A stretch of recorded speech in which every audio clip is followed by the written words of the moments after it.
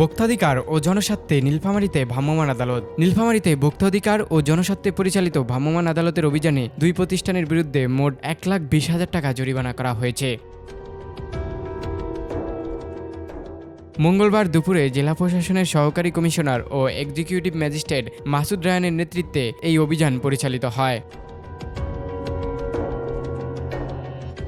অভিযানে দেখা যায় শহরের অভিজাত গ্রুপ নামে একটি প্রতিষ্ঠান বিএসটিআই অনুমোদন ও প্রয়োজনীয় কাগজপত্র ছাড়া শিশুখাদ্য আইসললি উৎপাদন করছিল। স্বাস্থ্য ও নিরাপত্তা সংক্রান্ত বাধ্যতামূলক লাইসেন্স উপস্থাপন করতে না পারায় প্রতিষ্ঠানকে 70,000 টাকা জরিমানা করা হয়। পাশাপাশি তাদের উৎপাদন কার্যক্রম বন্ধ রাখার নির্দেশ দেওয়া হয়। এর আগে একই দিনে সদরের মুতাফিল স্টেশনে তেল কম দেওয়ার অভিযোগের সত্যতা পাওয়ায় 50,000 টাকা জরিমানা করা হয়। অভিযানে সহকারী কমিশনারের সঙ্গে উপস্থিত ছিলেন কনজিউমার অ্যাসোসিয়েশনের সভাপতি আলামিন। প্রশাসন জানিয়েছে জনস্বার্থে ও ভোক্তাধিকার সুরক্ষায় এ ধরনের অভিযান নিয়মিতভাবে অব্যাহত থাকবে।